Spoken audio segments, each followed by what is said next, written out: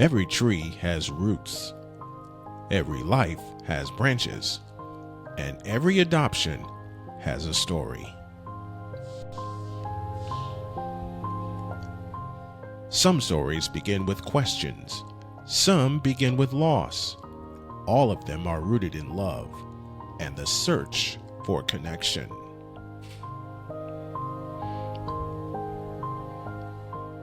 This is Janet Monroe, and this is Roots and Branches Adoption Stories, a podcast where real stories take root and grow.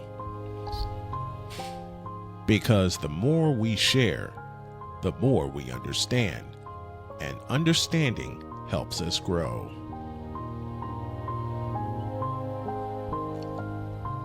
Now, here's Janet Monroe. Hello, and welcome to Roots and Branches Adoption Stories, where we explore how adoption touches every part of the family tree, our roots, our choices, and the branches that stretch across generations. Today's guest is someone whose work has literally changed and saved lives. Richard Villasana, known as the Border Angel, has helped more than 10,000 children find their families across the U.S. and Latin America. His book, Do No Harm, exposes the heartbreaking failures behind the family separation crisis and highlights the critical importance of reunification. Rich has spent 3 decades working with government agencies, navigating impossible systems and fighting for children who had no voice. His story is shocking, inspiring, and absolutely necessary. Richard, thank you for being here and for the work you do.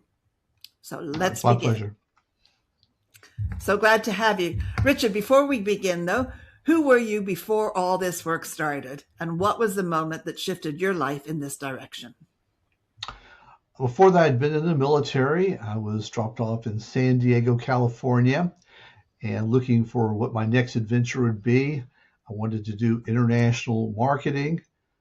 Met an amazing gentleman, Antoine Morrison, who had spent decades working in Latin America, working for Fortune 500 companies, the DoD, foreign governments, and I was lucky enough to be mentored by him. And so I was on that path to doing international marketing, importing, exporting, representing over 100 U.S. manufacturers.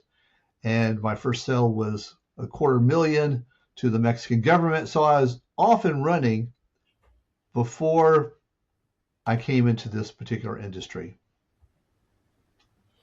All right. So you've got the nickname the Border Angel. How did that title come about? They came about due to a humanitarian crisis that happened in 2017. At that time, the administration under then President Trump decided to make a very difficult move as far as policy.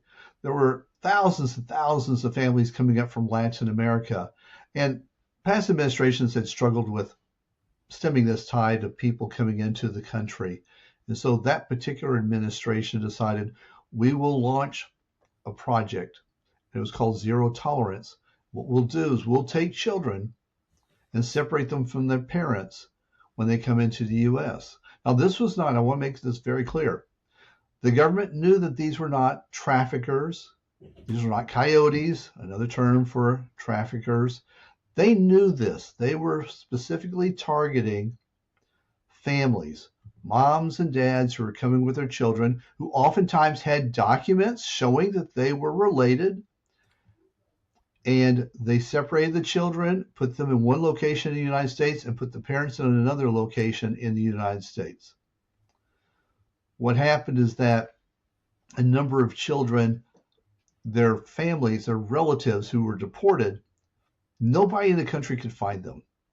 Large organizations, the largest organizations in both foster care and in immigration, were failing to find this small group of parents. And so at that point, the government, the agencies on behalf of the Department of Homeland Security reached out to me to have me and my team come in and to locate those relatives. And because of that, when I was being interviewed by Univision, they coined the phrase the border angel because of the work that we did to reunify and put these families back together. So, what did you witness that the general public still doesn't fully understand? Many things, and that's why I wrote the book. So that's a great question. I wrote the book because there was so much misinformation out there. One in particular was that Customs and Border Patrol, there was a lot of talk about them separating children from their mothers. And the government said, no, we're not doing that. So there was a tracking of sorts and a spreadsheet. The spreadsheet. This was the spreadsheet that everyone who is engaged in trying to find these relatives worked off of. And they may have made smaller spreadsheets, but this was the database that people were working with. That means if a child was listed on that database, that child had been separated from a parent. You don't get on there unless you've been separated. 10% of the cases we worked, the children were 5 years and younger. The youngest case I worked, as far as the child being the youngest, was 6 months. Again, this is based on government information, a government tracking system, and a 6-month-old child was listed as one of those who had been separated from their parent. Most people in the U.S. had no idea this was happening. They may have suspected it, but this was proof. I'm the person who looked at the hard evidence, and it's right there. Other things that people may not be aware of. Commentary came up that the government had aided in human trafficking. Sounds like a very incredulous statement. Government may be doing lots of things, but they wouldn't be involved in human trafficking. However, again, same information. You have the name of a child. We have the name of the person that the child was given to. Usually it was a mother, it was a father, it was a relative, an aunt and uncle. It could have been a close friend, but we had information on who that adult was that the child was passed to, because keep in mind, that child was in federal custody. The government assumes a responsibility for the welfare of that child.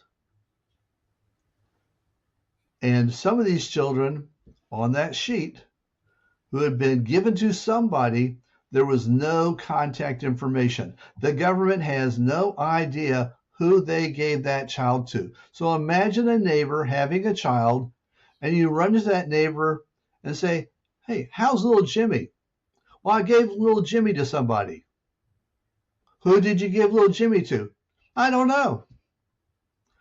The public would be outraged on a story like that, but that's exactly what the government did. They gave little Jimmy and little Maria to somebody. That's something most people in the United States don't know. Despite all the politics up and down and the controversies we have, most people at heart are good-hearted people in this country, and they do not like injustice, and there is nothing more sick and disgusting than our U.S. government purposely giving a child to somebody and having no idea where that child is. So yes, the U.S. government is responsible for having aided in human trafficking of little children. All right. So your book talks about the horrifying pipeline from immigration detention to local foster care. Can you explain how the children end up there? Yes. So when a child is not a U.S. born citizen and they have come in from another country, now they may have come in legally, they may have stepped across the border, swam across, however they got to the U.S., and they are an immigrant child.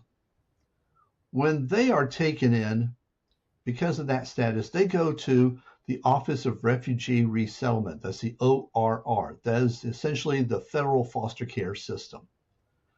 And that agency is responsible for their care, just as the counties in this country are responsible for taking care of U.S. born children. Some people may not be aware of that. The foster care system in this country is run by the counties, and there's more than 3,000 counties.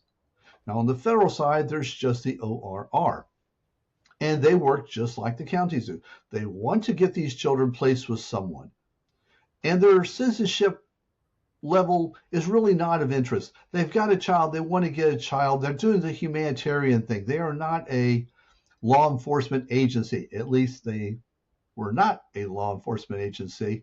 Those lines are getting blurred now, but we'll just treat it as if the OR is still doing the activity of trying to care for the child and get a child to a relative so that they are in a safe environment. The problem is if they can't find a relative in the U.S. and they can't find anyone to contact internationally, then that child, after a certain point, they just don't have the space to keep those children. So they will be placed in foster care. And that's where the problem really starts. Think about this. We see these movies, the U.S. government, they're able to track people, listen in on phone calls, all this sci-fi that we're finding out a lot of it's true. The government has a vast amount of resources and funds and agents and activity. If they can't find someone, why would we suspect that San Bernardino County, California, or some county in Washington State is going to be so much more equipped to figure out how to find that child's relatives? It's not going to happen. So instead, what happens is these children go from the federal system, they go into the county foster care system, and we have people at the county level who have no resources, no training, who may do their best, may be well-intended, but well-intended doesn't solve the problem if you don't have the tools to do the job. And let's say little Maria is 4 years old.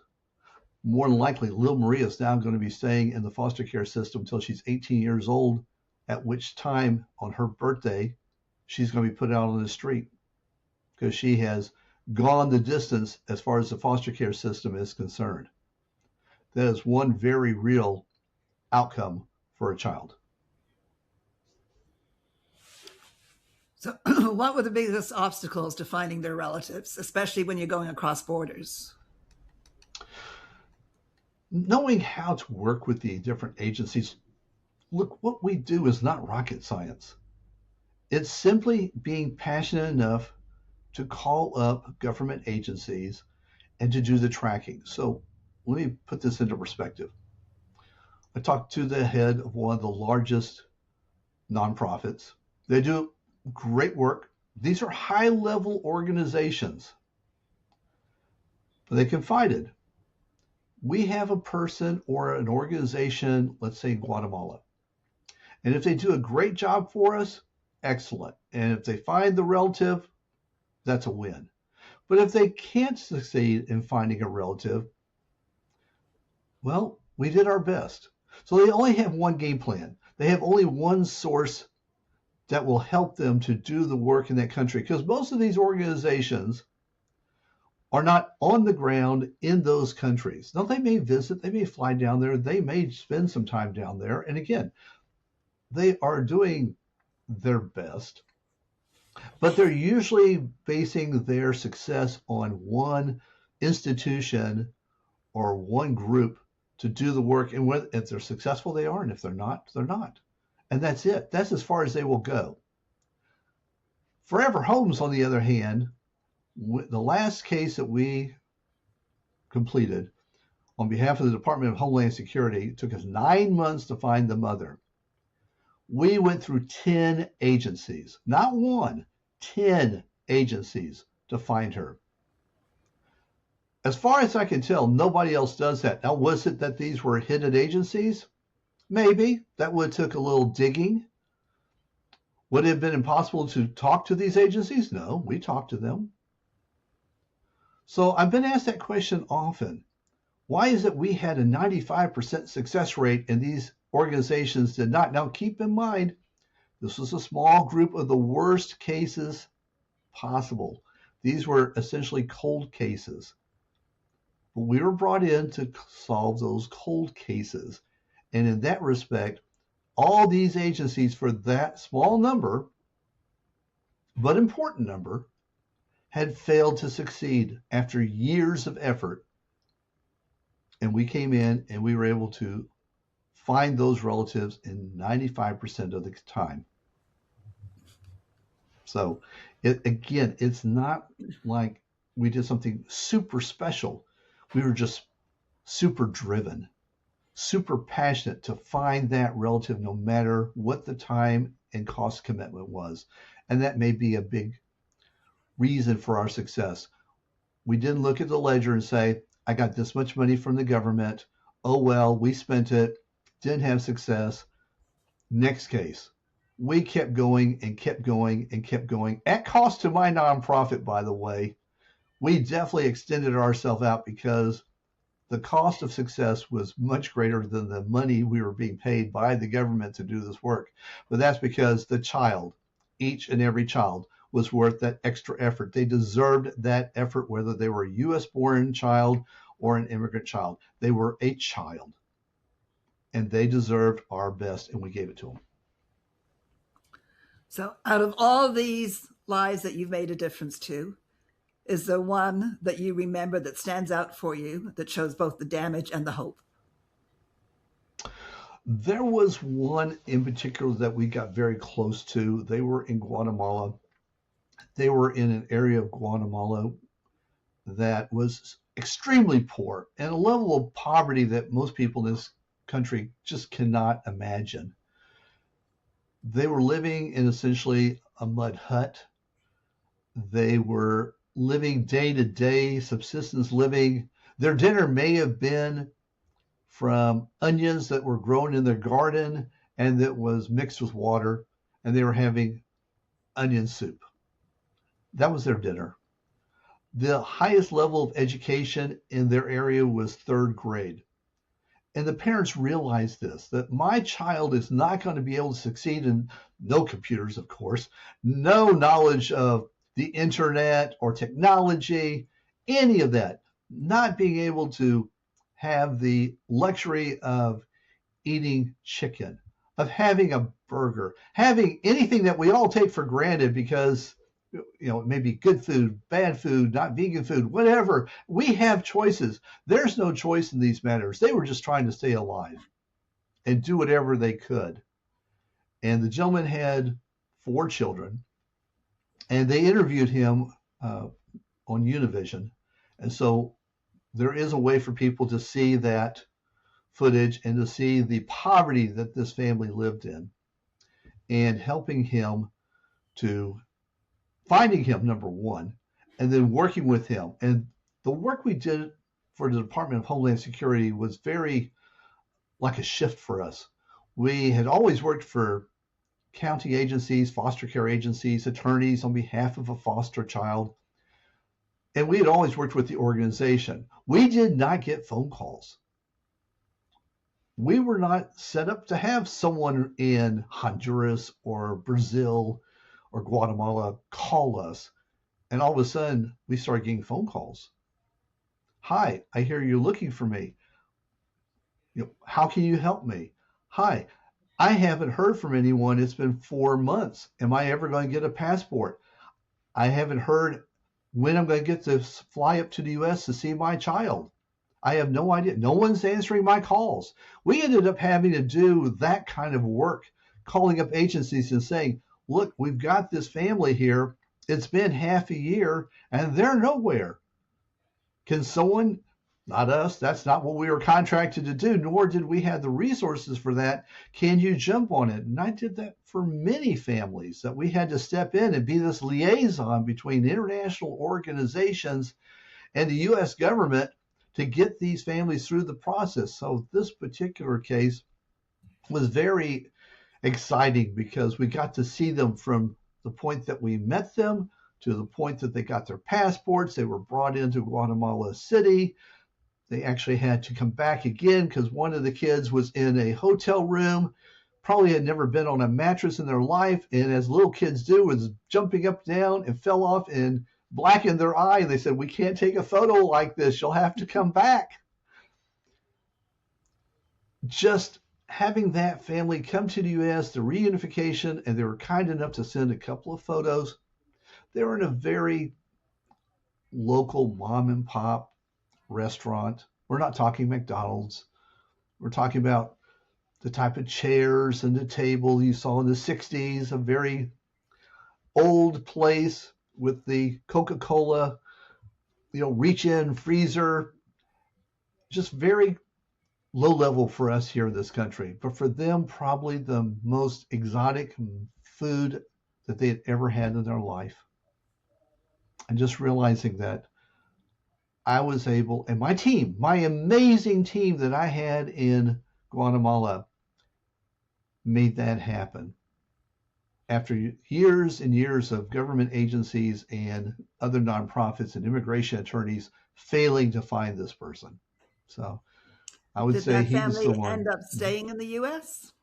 They did stay in the U.S., and that's a great question because many of those those families have left because the government only reunited them. It wasn't like these families got any money.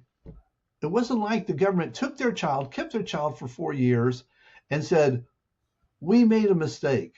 We broke the law. We're putting you together. Here's some money to make up for it. Not like someone who goes to prison in this country. Someone can go to prison, and if they were put there wrongly, they can sue and they get millions of dollars. These families didn't get millions. They didn't get tens of thousands. They didn't get thousands. They basically were reunited with a child at the airport, and the government says, have a good day. That was it. So again, I had to work with that particular family because he couldn't get a job. They couldn't get proper papers for almost 6 months to do the work legally. You would think, okay, we put these families together, maybe we'd have some kind of a process in place, where there had been a process in place early on, but that money dried up. So bad of Congress that they never decided that they wanted to put more money into this program, even though that really was our moral obligation. The executive branch did not come along. Both parties. In no way am I more irritated at one or the other. Both parties are in no way able to sit there and pat themselves on the back and say, we did a great job. None of them did a great job. Congress did not put in the money to help these families. The executive branch did not ask Congress to put up money to help these families. Everyone dropped the ball on these families after kidnapping their children and illegally deporting these parents who had come to the U.S. And whether someone agrees with this or not who's listening to this, here's the truth. When someone stepped foot on U.S. soil, didn't matter if they flew in, dropped in, swam across, didn't matter.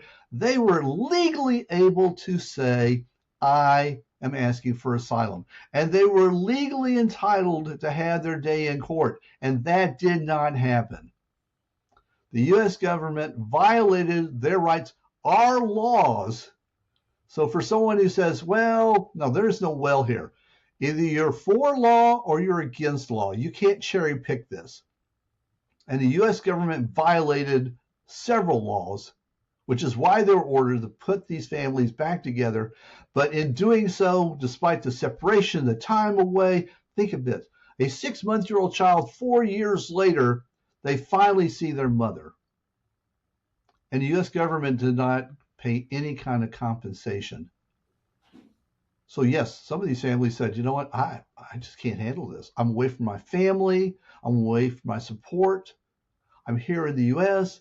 It's going to take 6 months for me to legally work here because the government's taking and dragging their feet. I have to have food. The landlord wants me to pay them. I don't have a place to stay. I don't have clothes. It's a horrible, horrible situation that was made more horrible by the way that these people were treated. And whether they came from Latin America or Japan or Germany or any other country, they were human beings, and this is how this country decided to treat them. So yes, that was a great question that some of those families have left and have gone back and said, you know what? This is not the wonderful world that I had heard about. And to Not be always honest, a in land some of ways, opportunity. not that. It's not that. It's for a lot of these families. So yes. What do these children believe happened to their parents when they all of a sudden they don't have their parents with them? That is such a great question. Here's the thing that a lot of people did not understand. There is social media, so a lot of these families were in contact. The children were able to be in contact with their parents. So it wasn't like there was radio silence and the child never was able to hear from them. That doesn't in any way lessen the fact that this child was not able to be hugged by their father or mother for years. And that is assuming that they were in a situation where they were able to see them like on Zoom. More than likely, it was all by words, text messaging, direct messaging through social media, because they were safe forms of communication. So the families were in touch, many of them, and the children did know something about what was going on with their family. But again, there was that separation where they just weren't able to see them. And the question comes up, well, why didn't the parents try to find the children?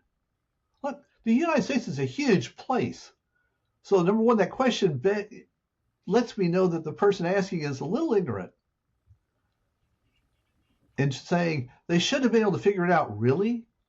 In this country, with all of our resources and with all the technology we have, we still cannot find all the relatives of foster children who live in this country. So if we can't do that, why is it that people would assume that someone in Honduras is going to magically know how to track down relatives in the U.S.? It's not happening.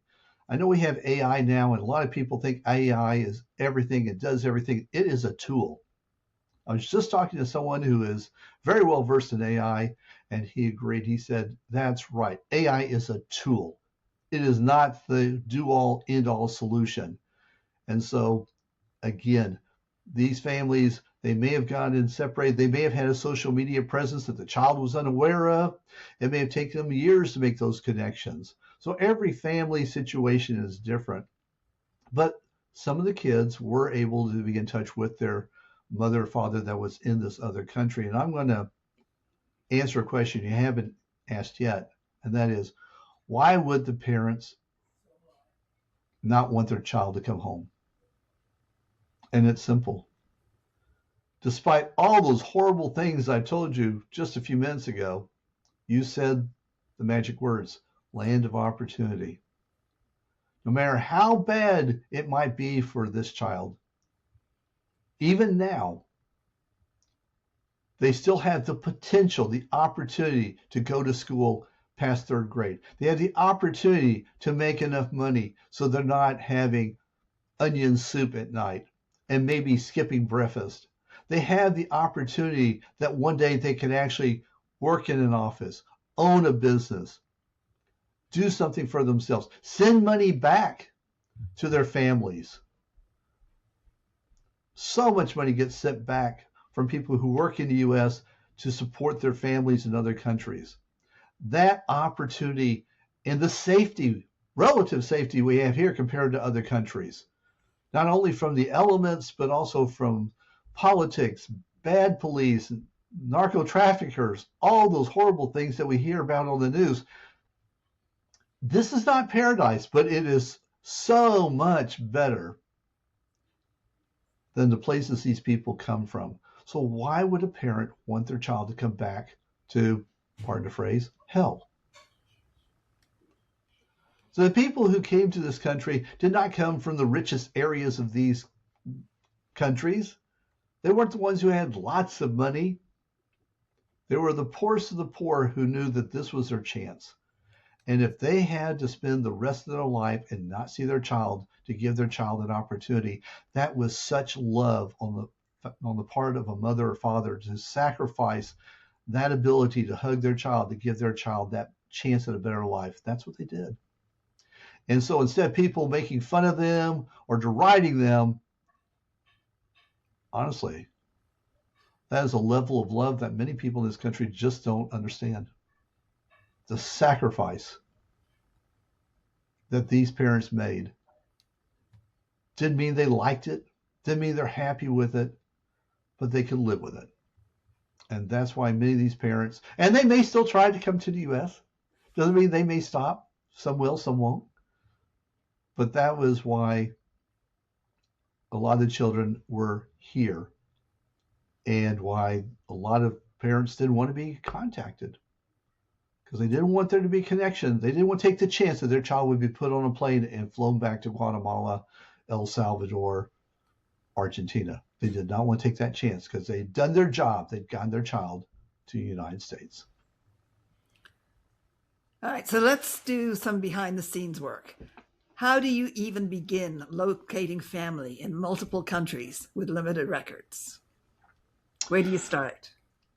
First, I put together a team, and that was a shift for us. I used to do a lot of the work myself because for me, it was fun. I was very good at it. But as you just said, when you're running cases in 5 countries, to scale up, we had to change. And so we started creating groups and teams in these countries. Some of those teams might be 2, 3 people. They might be as high as 10 people in a country, because it's not like we're saying, I've got 5 children that all live in San Diego. No, we've got 5 children. One's in New York, one's in Florida, one's in Texas, one's in Washington. They're all over the place. And that meant multiple government agencies that had to be contacted. And then we'd have to work through. So number one was getting the teams together. And that we did. And we perfected that process of getting these teams together. There was a case in the Dominican Republic. This was a foster care case, but it's the same activity. So this would be a great example.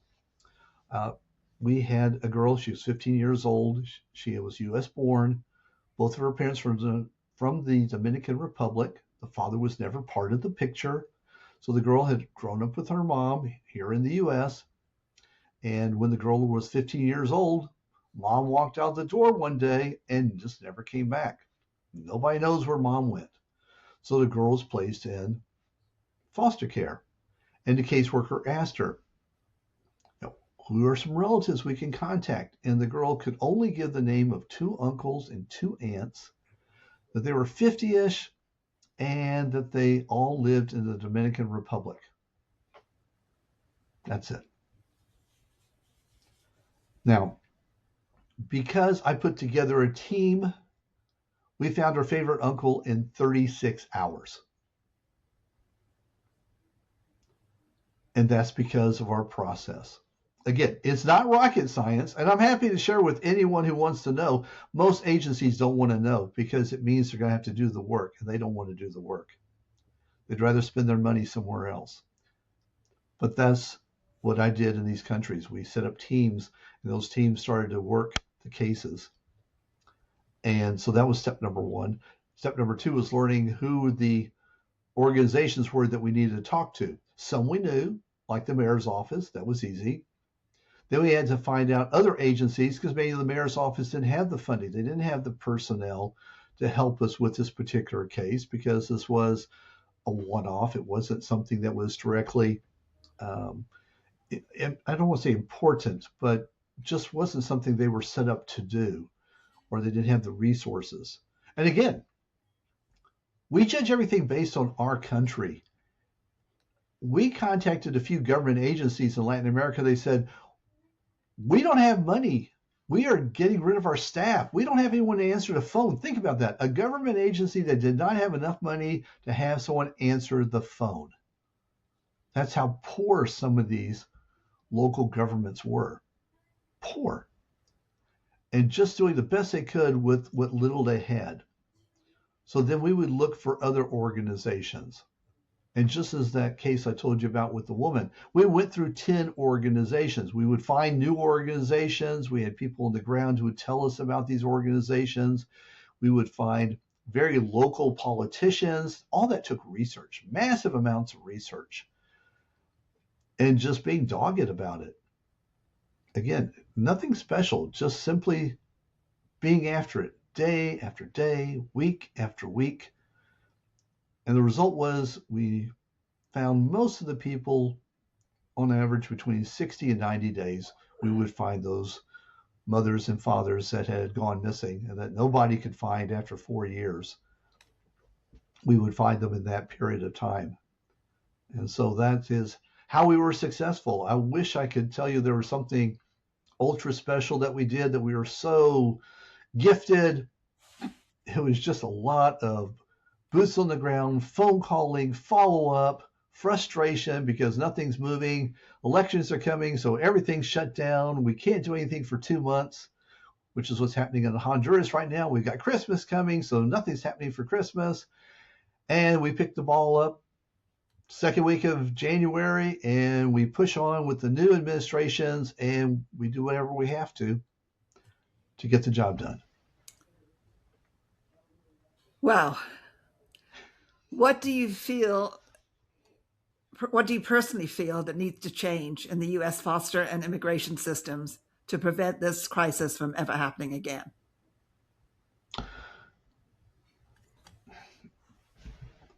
The sad answer is it is happening again. ProPublica just came out with an article last week. Part of the headline was 600 immigrant children are now in federal care. That cycle is happening all over again. Because if you take a parent who is a non-citizen and you deport that parent, what's happening to their family? Well, there's no breadwinner. There's no income coming in. The children have to go somewhere. And since they're in this country, we do have some rules and regulations that are still in place to care for children. And if they're immigrant children, they're going to go into the ORR. And so they're being placed in federal care. And again, that cycle is going to start all over. Those 600 children, if they can't find relatives for them, then over a period of time, they will now be placed into the U.S. foster care system, adding 600 more children to the system, 600 children that the county workers don't know how to speak Spanish, don't know how to read it, don't know how to communicate with their country. Much of the children who are coming across now are not from Mexico, where a lot of the counties in this country, they've got some kind of a handle on Mexico. They have relations. At this point, it's been decades. They know someone they can contact from Mexico. Guatemala, on the other hand, completely different. It's not like they all speak Spanish. They don't. There's different languages, indigenous languages they speak. They speak Quiche, Nahua, that's for Mexico, Mam in Guatemala, Acateco. So you've got these variations, and Spanish isn't going to cut it. Having someone who speaks Spanish is not going to work. Not knowing the country is not going to function. So we have these children, and guess what? That's U.S. tax dollars paying for their care. I have nothing against the tax dollars being paid for their care. What I have a challenge with is that we are paying money into a system that won't do the job to get these children reunited with their families, to get those families found. And these counties contract out for services for everything, but they won't contract out for services to find these family members internationally. Yet it will cost $5,000 a month for a child. Does it cost $5,000 to find a child? No, it doesn't. Find a child's relatives? No. So we just saved 1 month. That's $5,000 going back into the taxpayer coffers.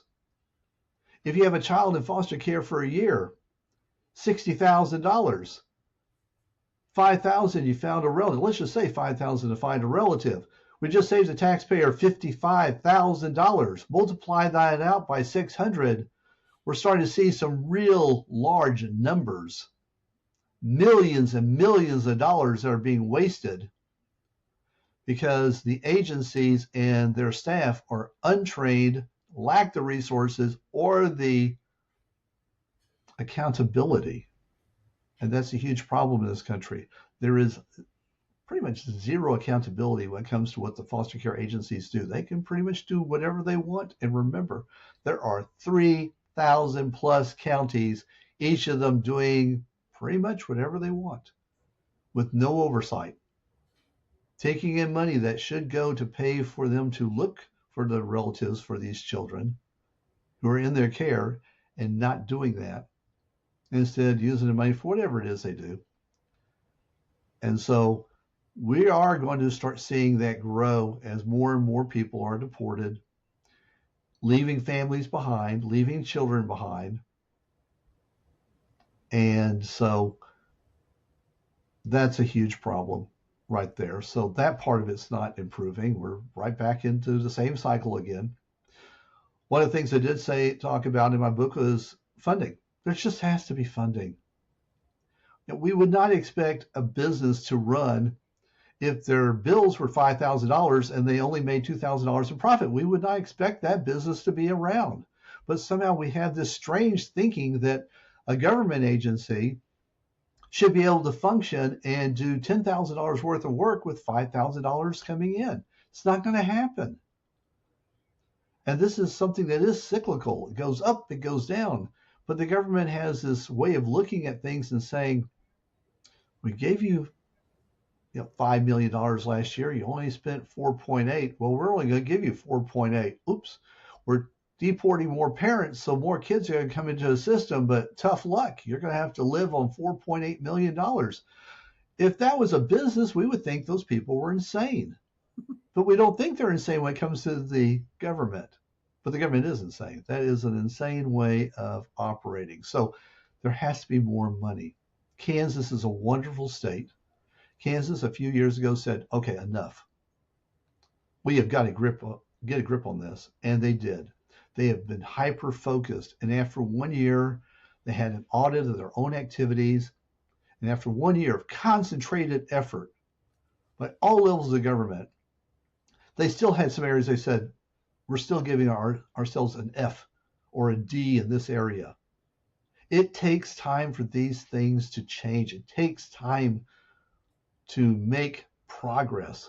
And that was with the state of Kansas putting money into it, purposely beefing up their budget to make sure they had enough funding to help these children. So now think about the states who aren't doing any of that, or the states who are in crisis and are cutting back on their services.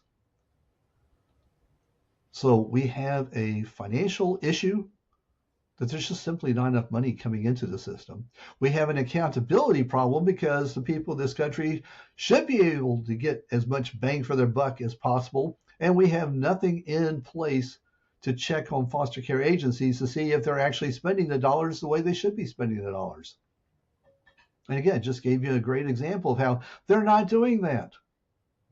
You find the relatives, and for someone who will ask, this is a question that people say, well, do we ship the children back to Guatemala? I find someone in Guatemala, 99.9% of the time, they'll say, oh, I have an aunt living in Austin, Texas. We have an uncle who's over in Florida.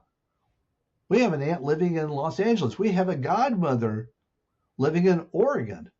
They will tell if there is someone here who is even remotely related to the child, the family will tell us, and that's where the child will go. So no, we're not shipping children back and forth and flying them on planes to Latin America. No, we're just connecting them with relatives here in the U.S.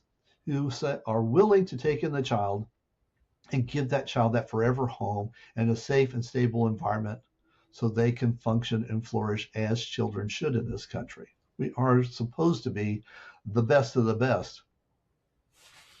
So for people that are listening who feel outraged or helpless, what can the average person do to protect the vulnerable children? Honestly, there's not a lot that the average person can do to protect. They would have to do that through organizations. That really is it. So, and unfortunately, a lot of this is the horse has already gone out of the barn. It's having someone who's able to go get the horse or bring them back to the barn. In this case, it's being able to have someone who has the resources so that they can turn around to the counties and say, You have half a dozen children, you don't know how to find their relatives, we can do the work. We can do that for you. But there has to be funding for that. It's just, again, simple economics. There has to be funding for these organizations to do the work, to reunite, to find relatives so the children can be reunited. And that was one of our biggest challenges. It's the biggest challenge for all nonprofits, is having the money. Most nonprofits, maybe someone who feels differently, but for me, most nonprofits are run by good-hearted people who really want to make a difference, who are not making millions of dollars. They are putting that money into whatever their mission is, to have that outcome that will benefit someone, whether it's a parent, it's an adult, it's a child, which is exactly the way we ran our organization, and the way we run it. But it does depend on the amount of money that comes in. We can help more children with more money. We can help less children with less money. It's just simple economics. So that is the way that people can help. They could volunteer, but a lot of times that could be a challenge for a lot of people. It's also a challenge for the organizations. The organizations sometimes aren't so well organized that they know where they need help, or how to get the person to come in to volunteer who has the skills that they need at that particular moment. But that is another way people can help. So they can do it volunteer and donations, knowing that their money is being used by the organization to do the best job possible, to get the best outcome possible. Right, so I think my last question would be, how did your own roots shape the branches of the work you do today? My roots really didn't shape it. I came from a relatively wealthy family. My mom and dad did not divorce. I had a couple of friends who potentially could have been in foster care. One was kicked out of his home. The other one, family moved, and we opened our doors to him for him to stay with us. So there was nothing in that situation. No one was adopted in our family. What happened, though, is that I was very lucky to have that mentor, Antoine Morrison, point out to me that I had a gift for finding people. I saw information. I made intuitive leaps that were extremely accurate. And I was able to locate people that other people couldn't locate. And if it was not for that, I would never have done this work. And I also have to give credit to a gentleman who called me up one day 15 years ago and said, we have, at that time, 90,000 Latino children in the foster care system. I've admired your work and what you're doing, but we need someone to step up and to really focus on these children and getting them reunited with their families. Would you be that person?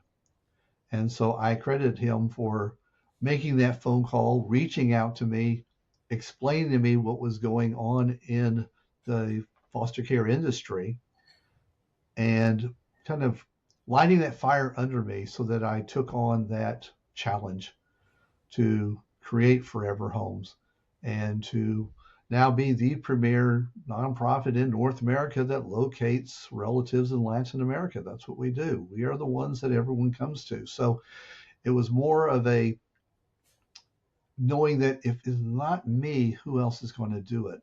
Because I don't see anyone else stepping up at our level. We have some very great organizations out there, but when they fail, they come to us. And I have yet to find someone else who's at my level who can take over. So, as they say, with great power comes great responsibility. I take that responsibility very seriously, that I can make the difference for a child, whether it's one child or it's 1,000 or it's 10,000.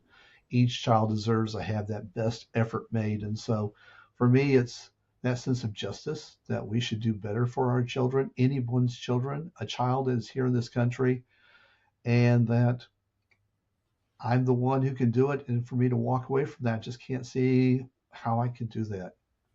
And so that would be my route, would be that I have that skill and I accept it, and I am privileged to be able to help these children and these families and to change their lives. You said your mentor pointed out that you have a talent of putting people together and finding things or seeing things that not everybody sees. Now, I'm going to ask you a question that has nothing to do, well, it does in a way have something to do with what you do now, but you work mostly with Latin children. But would your talent, could your talent extend to birth children who are trying to find birth parents or vice versa? So it could, and with that, with 1 out of 6 people in the United States being Latino, there are many cases like that, and we have been very influential, and we've been the catalyst to make adoptions happen. So I'll give you a quick story. Wisconsin, I got contacted by a caseworker, and I could tell by her dialogue she was not happy having to contact us. She felt it was a waste of her time. And the situation was there had been 4 children, and they had foster parents, and the foster parents had decided to adopt them. So the first 2, the youngest, were easily adopted. The other 2, because of their age, were not allowed to be adopted immediately. The judge in that particular case wanted a really good faith effort made to find the father, who was known to be from Mexico. And the case had been languishing for a year. And so when this caseworker contacted me, she let me know all that information and said, look, we have to go to court in 30 days. If we don't have anything, nothing's changed, they're going to kick it down the road for another 4 months. And these 2 children are just not going to have that stability of being finally adopted and with their family. Do what you can. She certainly had no confidence that we would do anything, and said, get back to us in 30 days. So we did. We got back. We completed all our research in 30 days. She goes to court with our report, which was several pages of analysis of all the work that we had done. The judge reads this lengthy report, which for people to understand, normally judges only get like 2 lines of information, a few check boxes, and that's it. This judge got 4 pages from us detailing all the things we did, all the cities we researched, all the databases we tapped into to get this information. And at the end of it, he said, this was amazing work. He said, and something I didn't know until after this particular court case, he said, this gentleman has given us 3 different names because he's crossed multiple times into the U.S. He's given us 2 different birth dates. So even though you didn't find the father, you found potential relatives based on the information we gave you. But that information may be false because this guy has given us false information. So rather than spending more time, I am satisfied that all the due diligence has been done in this case. Good faith effort has been made. I am ruling terminate the parental rights with him in absentia, and let's get these 2 kids adopted. The caseworker was just floored. And that was probably one of my most fun cases because the letter she sent me in appreciation was just so different from the tone of her first contacting us as, okay, try it. I know it's not going to work, to, oh my God, you people are amazing. And I can't help smile about that one because the change over in having those children being adopted a few months afterwards because of our specific work. And we have been that catalyst for so many adoptions that were held up because the judge wanted to make sure that the parents had an opportunity to say yes or no to be in their life. And we have also done that for cases where we found the parent and they have flown in from another country and set up residency in the U.S. In this particular case, it was from Puerto Rico, came to the U.S., so they had the citizenship. That wasn't an issue. And so he could be there with his estranged daughter. So we have helped with many, many adoptions to make them come, be complete and have those children now in a loving, stable home through our work. Okay. I think, Richard, I can't thank you enough for being here. My last 2 episodes had to do with adoption through the foster care system. One was from foster care, one was from kinship care. But I thank you very much for shining a light on a crisis that many people still don't understand. Your dedication to finding families, restoring hope, and protecting children is truly extraordinary. To our viewers and listeners, if today's story moved you, and I know it did, please share this episode. These children need voices, and your voice can bring awareness, compassion, and change. You can learn more about Richard's work at Forever Homes for Foster Kids. I'll throw in the phone number here is 619-886-4760. And I encourage you to read his powerful book, Do No Harm. And remember, the roots of a story may be painful, but the branches can still grow strong with the right support. Thank you for joining us. Please subscribe, comment, and share so many more stories like this who can reach the people who need them. I'm Janet, and thank you for being here.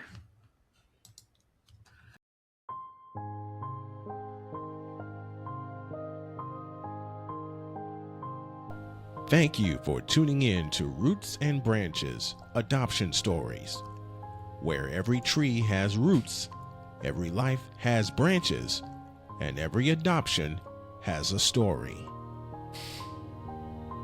Got an adoption story you want to tell? Want to learn more about adoption stories? Then visit rootsandbranchesadoptionstories.com.